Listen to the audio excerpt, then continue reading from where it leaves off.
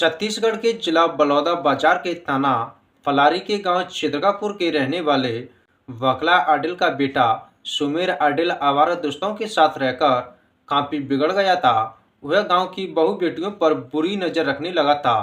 तो वाकला ने उसकी शादी पड़ोस के रहने वाले तोपाबाई से करा दी। वाकला का सोचना था कि पत्नी की जिम्मेदारी आते ही बेटा अपने आप सुधर जाएगा।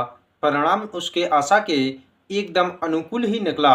सुमेर नई नवेली पत्नी तोपाबाई के रूप यौवन में कुछ इस तरह उलझा कि शादी के उसका ज्यादातर समय घर पर ही गुजरने लगा। शादी के 1.5 साल बाद तोपाबाई ने बेटी को जन्म दिया तो सुमेर की जिम्मेदारी और बढ़ गई। अब उसके पास समय ही नहीं रहा कि वह दोस्तों के साथ उठे बैठे। एक एक करके सुमेर 4 बच्चों का बाप बन गया। परिवार बढ़ा और उस बीच बाप की भी मौत हो गई। तो सुमेर घर परिवार की जिम्मेदारियों में इस कदर उलझा कि अब उसे अपना भी होश नहीं रहा। इसके बावजूद जवानी की बिगड़ी अन्य आदतें भले ही सुधर गई थीं, लेकिन पीने पिलाने की आदत जस की तस थी। जबकि अब उसके बच्चे भी जवान हो रहे थे।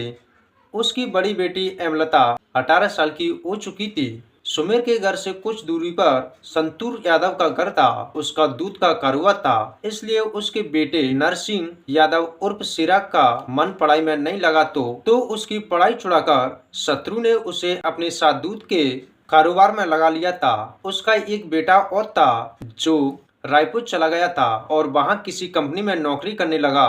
उसके जाने के बाद उसे सिरा का ही सहारा रह गया था। एक ही गांव के होने की वजह से सुमेर और सिरा में अच्छी पड़ती थी। इसी वजह से दोनों का एक दूसरे के घर भी आना जाना था। वैसे तो दोनों की उम्र में 5-6 साल का अंतर था, लेकिन उसकी आदतें काफी हद तक मिलती जुलती थीं। इसलिए दोनों में खाने पीने की आदत भी थी। सुमेर भी खाने पीने वाला आदमी था और सिरा भी। अक्सर दोनों की शामें एक साथ गुजरती थीं। दोस्त की पत्नी होने की वजह से सिरा तोपाबाई को भाभी कहता था। इसी रिश्ते की आड़ में दोनों के बीच हंसी मजाक भी खूब होता था। उनका यह मजाक कभी कभी मर्यादा भी लांघ जाता। 4 साल पहले की बात है। गर्मी के दिन थे। शेरा अपनी भैंसों को नहलाने के लिए रोजाना दोपहर को गांव के दक्षिण में जयसवाल आरा मिल से थोड़ी दूर स्थित ठाकुर विया तालाब पर ले जाता। उस दिन शेरा ने अपनी भैंसों को पानी में उतारा ही था। उसकी नजर तालाब के दूसरे घाट पर ना रही, तोपाबाई पर पड़ी। वह साड़ी उतारकर सिर्फ पेटीकोट और ब्लाउज में ही ना रही थी। शेरा ने सोचा तोपाबाई उसे देखकर या तो पानी में बैठ जाएगी या निकलकर साड़ी लपेट लेगी, लेकिन जब उसने ऐसा कुछ नहीं किया तो सिरा की आंखों में चमक आ गई। सिरा को अचानक शरारत सूझी और वह अपनी भैंसों को धीरे धीरे उसी ओर अकेड़ दिया जिधर तोपाबाई नहा रही थी। तोपाबाई को लगा उसकी भैंसें अपने आप आ गईं, इसलिए वह खामोश रही। सिरा ने भैंसों के ऊपर पानी डालने के बहाने एक अंजलि पानी तोपाबाई के ऊपर भी उछाल दिया। तोपाबाई के भीगे कुले अंग धूप में कुंदन की तरह चमक रहे थे। उस स्थिति में वह कुछ ज्यादा ही सुंदर लग रही थी।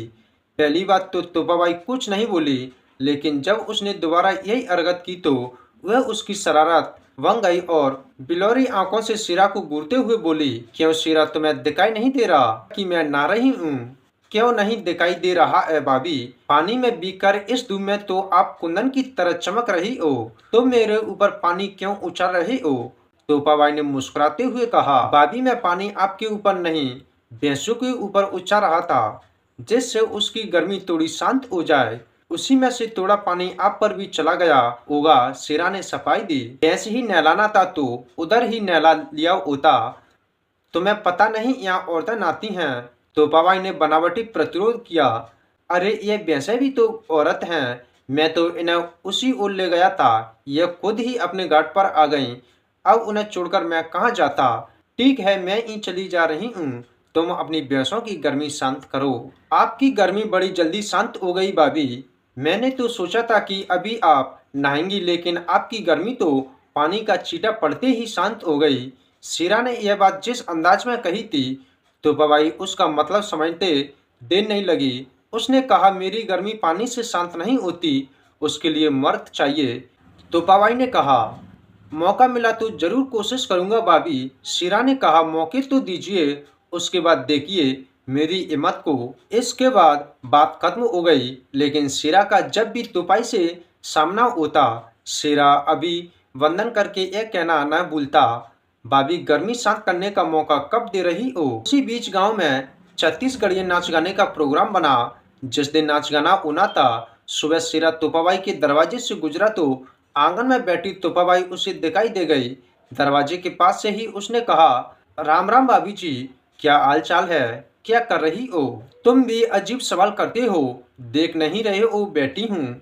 वह तो देख रहा हूँ, मेरा मतलब कुछ और था। मैं तो गर्मी सिरा की बात पूरी होते ही उसके पहले ही तोपाबाई ने कहा, देवर जी अभी तुम जाओ, रात में नाच देखने आऊंगी, वहीं मिलना। सिरा का वह दिन बड़ी मुश्किल से बीता। रात 10 बजे के बाद नाच गाना शुरू हुआ तो तोपाबाई ने सुमेर से कहा, चलो नाच देखने नहीं चलोगे क्या। मुझे नाच देखने का बड़ा शौक था, तो तू जा, अभी मेरा मन नहीं। नाच पूरी रात चलेगी, मन होगा तो मैं आ जाऊंगा, सुमीर ने कहा। तोपाबाई तो यही चाहती थी, इसलिए वह तुरंत निकल गई। वह नाच देखने थोड़ी ही गई थी, वह तो सिरा से मिलने गई थी, इसलिए वह पहुंचते ही सिरा को खोजने लगी। सिरा भी उसी की खोज कर रहा था, इसलिए उन्हें मिलने में देर नहीं लगी। मिलते ही सिरा उसे गांव के बाहर बने स्कूल में ले गया। प्रोग्राम पहले से ही तय था, इसलिए सिरा पहले ही वहां दरी बिछाया था। दरी पर बैठते हुए तोपाबाई ने कहा, सिरा मैं ज्यादा देर तक नहीं रुक सकती, इसलिए जो भी करना है जल्दी करो। अगर सुमित नाच देखने आ गया तो मुझे वहां ना पाकर शक करेगा। वैसे भी वह बड़ा शकी आदमी है। भाभी जी आप उसकी चिंता ना करो, मैं हूँ, मैं सब संभाल लूंगा। आखिर मेरी उससे दोस्ती है जो। सिरा भी कहाँ समय गंवाना चाहता था, इसलिए उसने तोपाबाई को बाहों में बल लिया। इसके बाद वासना का ज्वर उमड़ा तो जल्दी ही सिरा को एहसास हो गया कि तोपाबाई सचमुच उष्ण के गोली छोड़ने वाली तोप है। वासना का तूफान शांत हुआ तो अधकुली आंखों से सिरा की ओर देखते हुए तोपाबाई ने कहा, सिरा आज मैं तुम्हारी कायल हो गई, तुमने सचमुच मेरी गर्मी शांत कर दी। भाभी तुम भी कम नहीं हो, मेरी भी चक्के चुड़ा दिए, सिरा ने कहा। कपड़े ठीक करते हुए तोपाबाई उठी, अब मुझे चलना चाहिए, लेकिन जाने से पहले एक बात का जवाब जरूर चाहूंगी। मैंने अपनी इज्जत तुम्हारे हवाले कर दी। भाभी जैसा तुम सोच रही हो वैसा कुछ भी नहीं होगा। हमारे तुम्हारे बीच आज जो संबंध बने हैं वह उम्र भर बने रहेंगे। भले ही हम दोनों बूढ़े हो जाएं, पर हमारा प्यार जरा भी कम नहीं होगा। तुम्हें चिंता करने की जरूरत नहीं। कभी भी तुम्हें किसी भी चीज की जरूरत हो, मुझसे बेझिझक कहना, मैं तुम्हारी हर जरूरत पूरी करूंगा। इच्छा पूरी होने के बाद सिरा अपनी राह चला गया तो तोपाबाई अपनी राह। इसके बाद दोनों को जब भी मौका मिला कहीं ना कहीं जिस्मानी भूख शांत कर लेते। यह ऐसा संबंध है जो किसी भी तरह छुपाए नहीं चुपता। सिरा और तोपाबाई के बीच संबंधों की जानकारी सभी को हो गई। मजे की बात यह थी कि तोपाबाई जहाँ 4 बच्चों की माँ थी, वहीं उसका प्रेमी सिरा भी 2 बच्चों का बाप था। उसकी पत्नी संतोषी को तीसरा बच्चा होने वाला था। जब इस बात की जानकारी संतोषी को हुई तो उसने पूरा घर सिर पर उठा लिया। उसने सिरा को समझाया भी, लेकिन उस पर पत्नी के समझाने का कोई असर नहीं पड़ा। जल्द ही हालात यह हो गए कि संतोषी अगर तोपाबाई का नाम लेती तो उससे गुस्सा आ जाता और वह उसकी पिटाई कर देता। दूसरी ओर सुमेर भी पत्नी की बदल चली सी शर्मिंदा था, लेकिन उसे शराब की ऐसी लत लगी थी, वह अपनी कमाई के आधे से ज्यादा पैसा शराब में उड़ा देता। तोपाई जब भी समझाने का प्रयास करती उसे 4 बातें सुननी पड़ती। घर में बच्चे बड़े हो चुके थे, इसलिए सुमित तोपाई पर सख्ती नहीं कर पा रहा था। शायद इन्हीं वजहों से तोपाई और सिरा के संबंधों में कोई रुकावट नहीं आई। जब पानी सिर से ऊपर जाने लगा तो सुमेर ने तोपाई के घर से बाहर निकलने पर पाबंदी लगा दी। वह खुद तो उस पर नजर रखता, इस काम में बेटी भी उसकी मदद करती। सुमेर और बेटी की निगरानी से तोपाबाई परेशान हो उठी। अब वह पहले की तरह सिरा से नहीं मिल पा रही थी। सिरा भी तोपाबाई से मिलने के लिए बेचैन रहता था। सिरा को पता था कि सुमेर उस पर घर से बाहर निकलने पर पाबंदी लगा रखी है। दोनों की चाहत बढ़ी तो एक दिन तोपाबाई ने कहा, सिरा अगर तुम मुझे चाहते हो कि मैं पूरी तरह से तुम्हारी हो जाऊं तो तुम्हें सुमेर को रास्ते से हटाना होगा। सिरा भी तोपाबाई के लिए बेचैन था, इसलिए वह इसके लिए भी तैयार हो गया। 25 जुलाई 2014 को सिरा के एक रिश्तेदार के बेटे का जन्मदिन था। शेरा जन्मदिन की पार्टी में शामिल होकर रात 9 बजे के आसपास घर लौट रहा था। तभी बजरंग चौक के पास उसकी मुलाकात सुमेर से हो गई। उसे देखते ही शेरा के दिमाग में उसे ठिकाने लगाने का विचार आ गया। उसने उसके पास जाकर कहा, सुमेर भाई, लगता है आजकल आप मुझसे नाराज हो, इसलिए मेरे साथ बैठकर खाते पीते नहीं हो। बहुत दिनों बाद मिले हो तो चलो आज साथ बैठकर एक एक पैक लगा लेते हैं। सुमेर शराब पिए था, लेकिन शराब उसकी कमजोरी बन चुकी थी, इसलिए वह मना नहीं कर सका। शेरा ने उसे अपनी मोटरसाइकिल पर बिठाया और बलौदा बाजार की ओर चल पड़े। उस समय रात के 10 बज रहे थे। बलौदा बाजार उसने शराब की एक बोतल, खाने का सामान खरीदा और लौट पड़ा। रास्ते में पड़ने वाले कोरसी नाला के पास उसकी मोटरसाइकिल रोक दी और ठीक ठाक जगह तलाश कर बैठ गया। शेरा ने खुद तो कम पी, जबकि सुमेर को ज्यादा पिलाई। सुमेर पर शराब का नशा चढ़ा तो वह वहीं पर लेट गया। इसके बाद शेरा ने तोपाबाई को फोन किया। तोपाबाई, सुमेर मेरे पास नशे में बेहोश पड़ा है, तुम कहो तो इसे ऊपर पहुंचा दूं या मोटरसाइकिल पर लादकर तुम्हारे घर छोड़ दूं। अब मैं बताऊं कि उसका क्या करना है। पहले तो कहते थे कि जीवन भर साथ निभाऊंगा, मझधार में नहीं छोड़ूंगा, अब मुझसे पूछ रहे हो कि क्या करूं। तोपाबाई गुस्से में बोली, अगर तुम चाहते हो कि मैं उसके हाथों पिटती रहूं, बेइज्जती होती रहूं, तो लाकर उसे यहाँ छोड़ दो। अब शेरा की समझ में आ गया कि तोपाबाई क्या चाहती है। उसने कहा, ठीक है, आज मैं सारे पास्ते का अंत कर देता हूँ।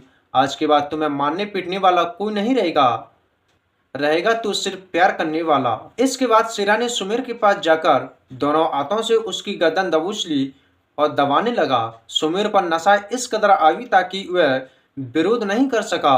उसने हाथ पैर पटक कर दम तोड़ दिया। सुमेर मर गया तो शेरा ने उसके दोनों पैर पकड़कर उसे घसीटते हुए नाले के पास ले गया और उसकी लाश को उठाकर नाले में फेंक दिया। इसके बाद निश्चित होकर अपने घर चला गया।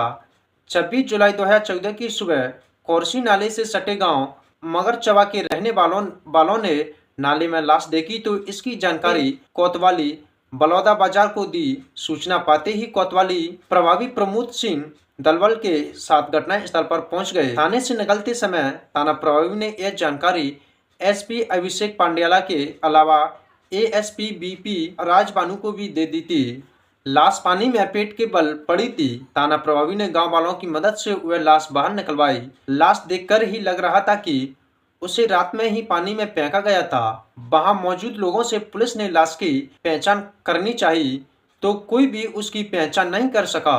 थाना प्रभावी प्रमोद सिंह ने घटनास्थल और लाश की जांच कर रहे थे कि एसपी अभिषेक सांडियाला एवं एएसपी बीपी राजबानु भी आ गए। इसके बाद घटनास्थल की सारी जानकारी इकट्ठी करके लाश को पोस्टमार्टम के लिए भेज दिया गया।